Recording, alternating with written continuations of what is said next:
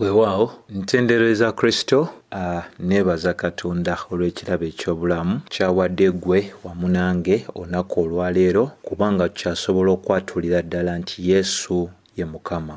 Nga bulijjo amannya Mazima Kenneth, ng'era olunaku olwaleero tugenda kuba nga tweyongerayo mu masomo gaffe ge tugenda mu maaso n'okuba nga tukwasaganya okuviira ddala nno mu kitabo kino eky'Abeefeso. Olunaku olwaleero tujja kuba nga tutunuulira essuula ey'okusatu ng'era tutunuulira ekitundu kyayo ekyokubiri ekitandikira ddala nno mu lunyiriri olw'14 paka olw'21. Ekitundu kino tusobola okugamba nti ensonga enkulu gye kitunuulira y'essaala ey'omutume Pawulo gye yakola ku lw'abo Abeefeso okuba nti bazzibwamu nnyo nnyini ddala amaanyi. Era ekitundu kino ekyokubiri eky'essuula ey'okusatu kikomekereza kye twandiise ebyo ebitwogerako ffe baani mu Kristo Yesu. So tujja kuba nga tutandika n'olunyiriri olw'14 wamu ate era n'olw'15 nga tugendera ddala mu maaso n'okwasaganya ensonga. Era njatandika nga nsoma ennyiriri ezo nga bulijjo olwo tulyoke tugende ddala n'okunnyonnyola obukulu obw'ensonga. Bw'osoma 14 egamba nti ku lw'ensonga eno nvuunama ku maviivi gange mu maaso aga Kitaffe. Olw'15 kubanga ku bw'oyo famire zonna ez'omu ggulu ne ku nsi ziyitibwa, buli kika eky'omu ggulu n'eky'oku nsi kwe kijja erinnya. So emu ku nsonga enkulu gy'olabira ddala mu lunyiriri luno y'ensonga Pawulo gy'atandika ng'agamba kyenva nfukamirira Kitaffe. Wabula ate ey'Oluzungu egamba n'olw'ensonga eyo kyenva nfukamirira Kitaffe. So ojja kuba nga okitegeerera ddala bulungi nti olunyiriri olwokuna lutandika n'okwogera okw'ebigambo bye tuyita bikayungirizi oba ebigambo bye tuyita ebiyungirizi. Tibwegamba nti n'olw'ensonga eyo kitegeeza nti enjogera eyo ey'okugamba nti n'olw'ensonga eyo eba erina kyesongako ekiyinza okuba nga kiba kibeera kikulembedde ensonga enkulu. Lwaki okwogera kuno kuba kwogeddwa nga bwe kwogeddwa? Jjukira ebigambo bino bikayungirizi oba ebiyunzi bituyamba okubeera nga tulabira ddala kukulukuta okw'ekirowoozo eky'oyo agenda mu maaso n'okuwandiika, nti bw'aba awandiika kirowoozo ki kyagendera ddala mu maaso n'okubeera ng'akola ki, ng'azimbira ddala. Era oba nga weetegerereza ddala essuula ey'okusatu olunyiriri olusookera ddala, engeri Pawulo gye yatandikamu essuula eno ey'okusatu ate y'engeri y'emu gy'atandikamu ekitundu ekyokubiri. Bw'osoma Befeso 3 olusooka egamba, kale nze Pawulo omusibe wa Yesu Kristo ku lwammwe ab'amawanga, nti era n'okwogera okwo okwa kale oba ne ku lw'ensonga eno nze Pawulo omusibe owa Mukama waffe Yesu Kristo. Okwogera okwo okwe tulaba mu lunyiriri olwokuna ne kwe tulaba mu lunyiriri olusookera ddala mu ssuula ey'okusatu, okwogera okwo kuba kulina ensonga ey'enjawulo gye kugenda mu maaso n'okuba nga kusongerako nnyo nnyini ddala.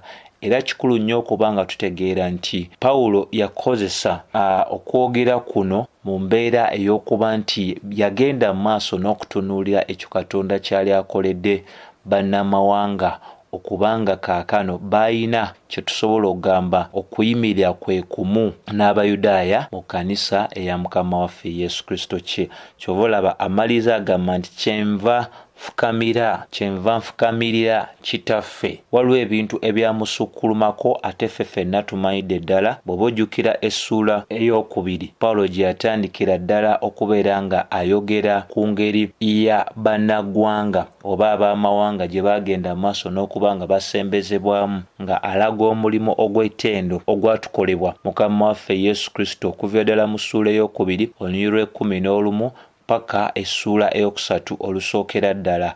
Ebyo byonna bwe yabitunuulira wamu n'okussaako eddembe ab'amawanga lye baali bafunye n'okubeera nti obuvumu Omuyudaaya bwe yalina n'okusembera kwe yalina ate byo byemu ebyali biwereddwa omunnaggwanga bayibuli kyeva eraga Pawulo ng'ayogeranga bw'akola ki bw'ayogera n'agamba nti kyenva nfukaamirira kitaffe. Kati ensonga eno y'okufukaamirira kikulu nnyo okubanga tufiirayo ddala nti bintu bingi ebyamuviirako okwebaza ate ebintu bingi ebyamuviirako okwagala okubeera nga akola essaala ku lw'abakkiriza bano abaali mu Efeso. Kikulu nnyo okutegeera nti embeera eno oba engeri eno ey'okufukaamirira ku maviivi eyogerera ddala kye tuyita okwolesa ekitiibwa eky'amaanyi nnyo eri Katonda, okwolesa ekitiibwa eky'amaanyi nnyo eri Katonda. Era eno yali engeri ya Pawulo ebiro eby'enjawulo bw'oba osomye ebyawandiikibwa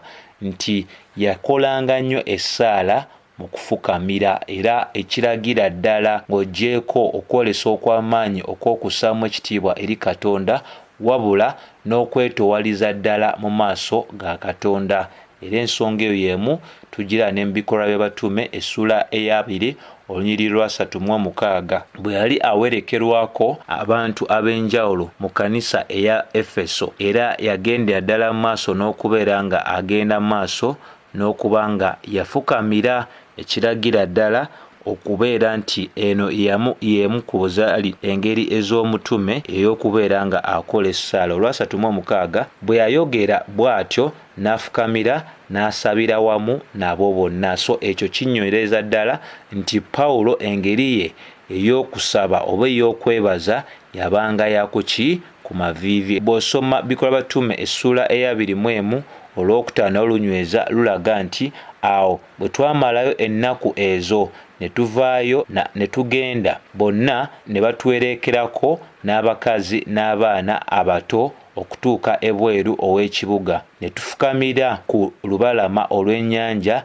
ne tusaba. So ebyo byonna binnyonnyola engeri eyali ey'okusabamu ey'ono omwami. So kikulu nnyo wano kyakuyiga nti ne Mukama waffe Yesu Kristo embeera eno ey'ofukamira yagikozesaako bw'oba osomye Luka 22:41.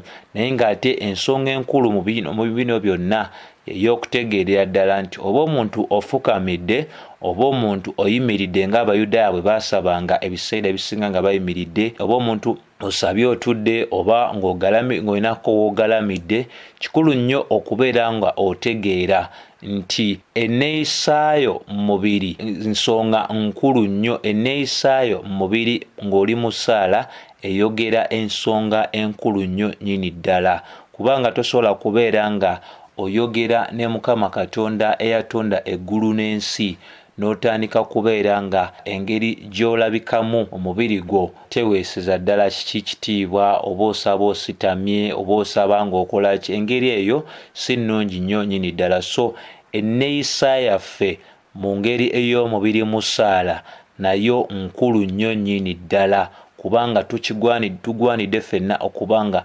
tukitegeerera ddala bulungi nti nno essaala kabeera kaseera ka kufuka mitima gyaffe oba okuyiwa emitima gyaffe eri Katonda mu kubeera nga tumugulumiza, nga tuyimusa erinnya lye, nga twatula ebibi byaffe, nga twebaza wamwatira n'okubeera nga tugenda mu maaso n'okwanja ensonga z'obwetaavu bwaffe mu maaso ge okuba nga akola ki ng'atuyamba. So endagaano empya ewa ebbeetu nti abantu tusobola okubeera nga twebaliza Katonda mu bifo eby'enjawulo, ate era etuwa ebbeetu eri okubeera nga tusobola okusaba mu ngeri ey'enjawulo. Naye ekisinga okuba nga kikulu mu byonna, ebigendera eby'emitima gyaffe bivuga nnyo, bisobola okubeera nga binnyonnyolera ddala.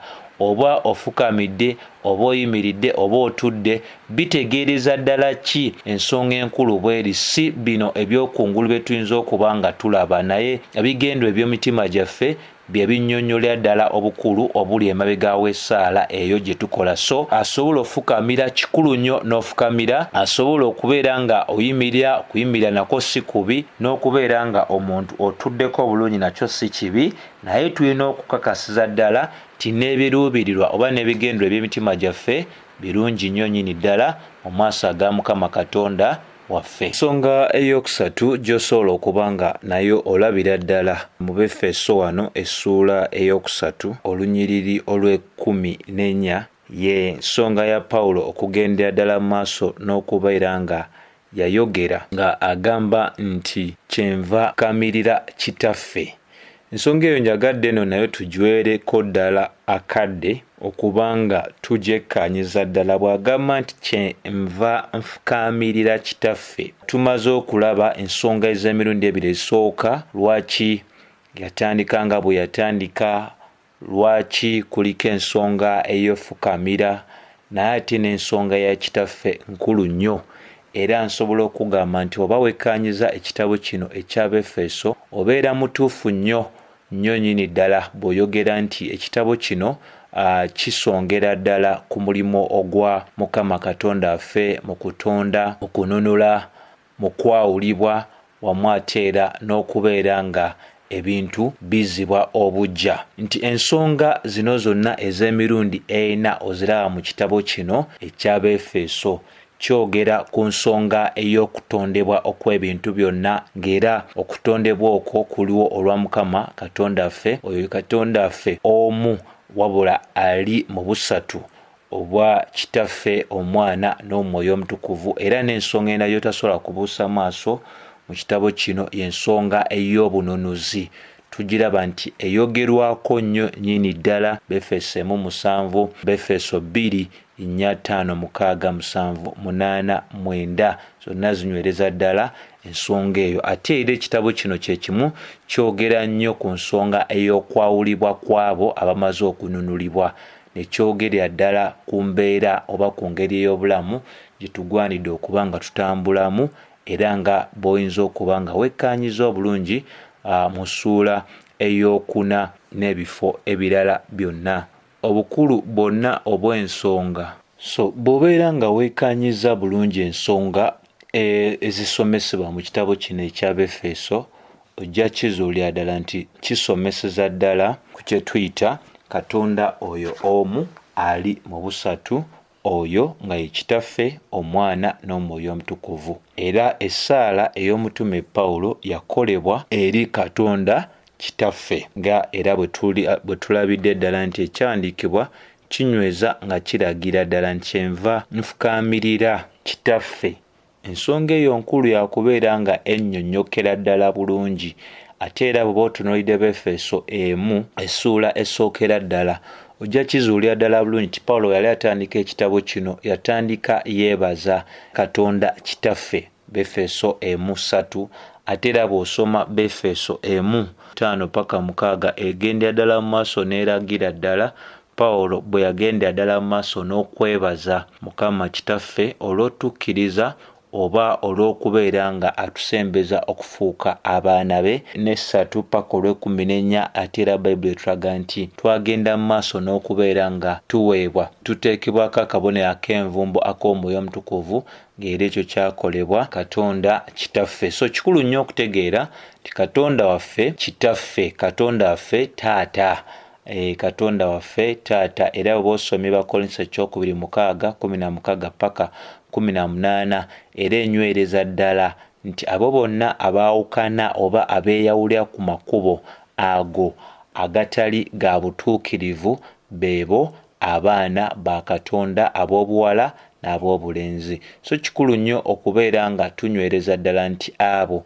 abateeyawula okuva ku bintu ebitali birongoofu tebaanirizibwa era tebasobola kubeera abaana ba Katonda. Era bwe twogera ennyo ku nsonga eya Katonda Kitaffe, kubeera nti Mukama Katonda waffe Kitaffe, so ojja kizuulira ddala bulungi nnyo nti Mukama waffe Yesu Kristo ebyawandiikibwa biragira ddala nti ye Mwana wa Katonda yekka, ye Mwana wa Katonda yekka. Bw'oba osomye Yokaana essuula esookera ddala olunyiriri olw'18 luyina bye lutusomesa wano. 1:18 lugamba nti tewali eyali alabye ku Katonda. Kikulu nnyo kyakutegeera ekyo. Wonna wonna omwana eyazaalibwa omu yekka aba mu kifuba kya Kitaffe oyo yamutegeeza nti omwana wa Katonda omu yekka si mulala ye Mukama waffe Yesu Kristo. Era bw'osomye ne Bebbulaniya bw'oba ogyekanyiza nayo egenda ddala maaso n'okuba nga enyweza ensonga mu ssuula esooka olwokutaano. Bw'eti bw'egamba, kubanga ani ku bamalayika gwe yali abuuliddeko nti gwe oli mwana wange, leero nkuzadde ggwe, era nate nti nze n'abeeranga kitaawe gy'ali, naye anaabeeranga mwana gye ndi. So omwana si mulala wabula ye Mukama waffe Yesu Kristo. Wamu ate ne Yokaana 3:16 eraga nti Katonda bwe yagala ensi eno n'okuwaayo n'awaayo omwana we omu bw'ati yekka, Yesu Kristo. Ensonga era gye njagala okubeera nga nnyongerako ku ebyo bye twogedde mu kuba nti Kristo ye mwana yekka owa Katonda Bayibuli gweyogerako ng'era bwe tulabye, kwe kutegeerera ddala nti Kitaffe emirembe n'emirembe yazaala Mukama waffe Yesu Kristo, era n'olw'ensonga eyo tusobola okugamba nti Mukama waffe Yesu Kristo emirembe n'emirembe yazaalibwa Kitaffe, ekitegeeza enkolagana ey'enjawulo ate era ey'omuggundu eriwo ey'emirembe n'emirembe wakati wa Taata n'Omwana, era enkolagana eyo ey'enjawulo ey'emirembe n'emirembe eriwo wakati wa Kitaffe n'Omwana ye yenkolagana Kristo gye yajja okubeera nga akola ki? Abamu ku ffe agituyingizaamu oba nga agitwanjulira, Matayo 11:27 naye enyweza. Era kye tutasobola kubeera nga tusomesa oba nga tukkiriza kwe kusomesa oba enjigiriza egamba nti Kristo yakolebwa bukolebwe. Nedda, Bayibuli eraga nti omwana omubereberye eyazaalibwa Katonda, ye mwana yekka eyazaalibwa Katonda naye teyakolebwa. So emirembe n'emirembe Kristo mwana wa Katonda, nga bwe kiri nti emirembe n'emirembe Kitaffe asigala Kitaffe. Ensonga ezo nkulu nnyo za kutegeera. So wabula ate bwe tuba tutunulidde ku nsonga endala eyokusatu, kubanga tugezaako okwekkaanya kye twandiise okutendereza okwa Kitaffe okwa mirundi esatu. Okusookera ddala kwe kw'okubeera nti ye kitaawe wa Mukama waffe Yesu Kristo, ate ekyokubiri ye Kitaffe eri ffe ffenna abaateeka obwesige bwaffe Mukama waffe Yesu Kristo, era abakkiriza bonna kaakano tuli baana ba Katonda olw'ekisa, wamu ate era twakkirizibwa tuli baana ba Katonda olw'ekisa.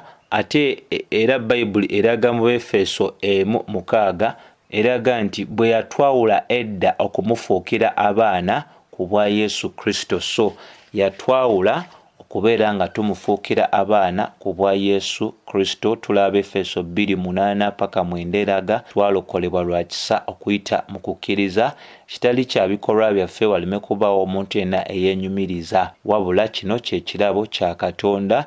Era nga bwe tusomye Efeso 1:5 bweragira ddala okutulina n'okuba nga tujjukira Yokaana 1:12 nti abo bonna abaamusembeza yabawa obuyinza ofuuka abaana ba Katonda, okwo nga kwe tutadde Bagalatiya 4:6. So ensonga zino nkulu nnyo za kubanga tutegeerera ddala nti Katonda, engeri yokka ey'omuntu okubeera omwana wa Katonda, omuntu oyo agwanidde okubeera nga yateeka wansi ebikozesebwa eby'obujeemu bwe n'abeera nga yeggulira okusomesa okwa Mukama waffe Yesu Kristo, nga yeggulira okusomesa okwa Mukama waffe Yesu Kristo, kubanga ate era okugenda kwaffe oba okujja kwaffe eri Kitaffe kuli mu linnya lya Kristo Yesu lyokka. Yokaana 14:6 etulaga nti Kristo ly'ekkubo n'amazima n'obulamu. Ate era Yokaana 14:13 esonga nayo ku nsonga y'emu, ne Yokaana 15:16. So oluggi luno olwatuggulwawo okujja eri Kitaffe olw'obwesige bwaffe bwe tulina mu Kristo Yesu, lwe luggi lwe lumu Pawulo oba okusembera kwe kumu Pawulo kwe yagenda maaso n'okusomesa Abefeso mu ssuula eyokusatu olunyiriri olw'12 n'olw'13. Ate era okusembera okwo kwe kumu Pawulo kwe yagenda ddala maaso n'okuba nga naye mwene akozesa okuba nga akola essaala eno eri Kitaffe. Olw'15 lusomesa lutya okuva ddala mu Befeso essuula eyokusatu? lunyweza nga lulaga mu lunyiriri olw'15 nti buli kika ekiri mu ggulu n'eky'oku nsi kwe kijja erinnya. Waliwo ebintu ebikulu ebyotegeera nti ono Pawulo gwe yagenda mu maaso n'ofukaamirya mu ssaala. Okuva eri ye Bayibuli etulaga buli kika kyonna eky'omu ggulu n'eky'oku nsi kwe kijja erinnya. So ebyokwejjukiza ano ebikulu ennyo ebinaatuyamba otegeera luno nno olw'15 kwe kubeera nga tujjukira ddala bulungi nga bwe ndazeeko nti Kitaffe erinnya lye litenderezebwa mu nkolagana ye ne Mukama waffe Yesu Kristo. Bw'oba otunidde Befeso 3, bw'oba otunidde Befeso 3:14. Ate era erinnya erya Kitaffe litenderezebwa mu nsonga ey'abo abaana be abanunule mu Kristo Yesu. Befeso 2:18 ne Yokaana 1:12. Ate era erinnya erya Kitaffe litenderezebwa bw'oba otunuulidde Befeso 3:15 mu ngeri ey'ebintu byonna ebiri mu ggulu ne ku nsi. Yakobo 1:17, Befeso 1:10, Befeso 3:9 zonna zinywereza ddala ensonga eyo mu bulambulukufu bwayo. So kikulu nnyo ffe okuba nga tutegeera nti bwe twogera ku kye tuyita buli kika oba ekika mu luzungu kye twandiise famire, tusobola okugamba nti famire mu lulimi olwangu tusobola okugamba nti kano ke kabondo ak'abantu abalina akakwate ku bannaabwe, ke kabondo ak'abantu abalina akakwate ku buli muntu ssekinnoomu. So kikulu nnyo okubeera nga tutegeera nti Bayibuli bw'eyogera ku buli kika eky'omu ggulu ne ku nsi kwe kijja erinnya, kitegeeza nti ensibuko eya buli famire mu ggulu ne ku nsi eva eri Katonda, era Katonda yawa famire ey'omu ggulu ne ku nsi erinnya. Ekitegeeza nti Kitaffe oyo ow'omu ggulu yagabira erinnya eri buli famire yonna ey'omu ggulu na buli famire yonna ey'oku nsi. Era nakyo kiba kitegeeza nti ewataliye tetusobola kuba na famire ey'omu ggulu ne famire ey'oku nsi. So kikulu okutegeera nti era mu Befeso eno ekitabo kye tulimu kyatulaga dda emabegakaawo nti bwe tuba twogera ku kkanisa esobola okutegeerebwa nga famire ya Katonda oba ennyumba ya Katonda oba ekizimbe kya Katonda oba ekifo eky'okubeeramu ekya Katonda.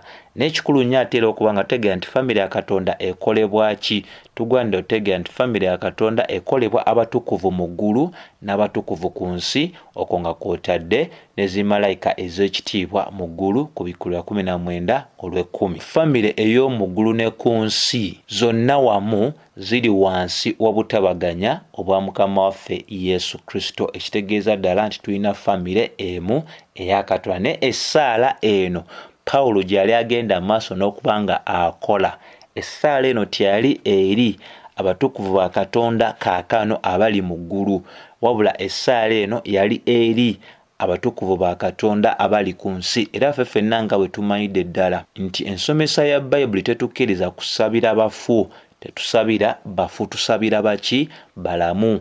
Bali be tugamba nti baafa nga baafiira mu kukkiriza bali mu kifo eky'okwesiima mu maaso aga Mukama waffe Yesu Kristo, wabula abo bonna abafiira wabweru wa Kristo Yesu bali mu kifo eky'okubeera nga bakola ki? Bali mu bulumi obw'amaanyi Mukama waffe bw'atyo bwe yagendera ddala mu maaso n'okusomesa gwenna. Bw'oba ojjukira ddala okusomesa okwa Mukama waffe Yesu Kristo kwe yagendera ddala n'okuba nga alagira ddala mu Luka essuula ey'16 kutandika ddala ku nnyiriri 19 lulaga sitoole eya Laazaalo n'omugagga, ne lulagira ddala nti eri Laazaalo olw'okukkiriza kwe bwe yafa yagenda mu maaso oba mu kifuba ekya Ibulayimu, ekifo ekyali eky'okwesiima mu ndagaano enkadde, naye eyali omugagga ate n'agenda mu kifo eky'okulaba ennaku. So bikulu nnyo ebyo byakubanga tutegeerera ddala ffe Abakristaayo tetusabira bafu, wabula tusabira abo abalamu, ekisa kya Katonda kyeyongera okuba nga kirabisibwa eri obulamu bwabwe. So ensonga enkulu nnyo wano gye tutalina kuba nga tubuusa amaaso mu lw'14 n'olw'15 tikikulu nnyo okubeera nga tukola tutya? Mitawaana gyaffe tugireetanga eri Katonda, kubanga oluggi lwatuggulibwawo, obuvumu butuweereddwa, okusembera kutuweereddwa okujja eri Kitaffe mu ssaala. Ate n'ekirala, engeri gye tukolamu essaala ennyonnyola ddala ebigendererwa oba ekiruubirirwa ekikulu oba embeera ey'emitima gyaffe. Pawulo ye kyeyava afukamira eri Mukama Kitaffe. Ate ensonga endala era ey'okutegeera nti Katonda ono gwe tusaba ye Katonda Kitaffe awulira ate era atufaako. Ensonga endala ey'okuba ng'etegeerekera ddala bulungi nti Mukama Katonda waffe mu ye mukka mwe tulina famire ey'omu ggulu n'ey'oku nsi kwejja erinnya. Ye Katonda owaabo Abakristaayo abakyali abalamu ku nsi, ate era ye Katonda ow'Abakristaayo kaakano abatakyali balamu ku nsi kuno, wabula ng'olugendo lwabwe baalumaliriza dda okulutambula. So nsaba Katonda waffe nga bw'ali ow'ekisa atuyambire ddala okubeera nga tutwalanga obudde mu kigambo kino eky'essaala, kubanga tetukibuusa maaso, kubanga oluggi lwatuggulirwawo dda. Tuyina kye tuyita kaakano obuvumu, tuyina kusembera ku bw'omulimo ogwa Mukama waffe Yesu Kristo. So bw'anaabakkiriza tujja kubanga ate n'omulundi omulala tusoma wamu n'okwekkaanya ddala ebigambo Pawulo byagenda mu maaso n'okuba nga azimbira ddala ebyali bikola essaala ye ku lw'Abeefeso eri Mukama Kitaffe. So ekisa kya Mukama waffe Yesu Kristo kibeere eri mmwe mwenna. Amiina.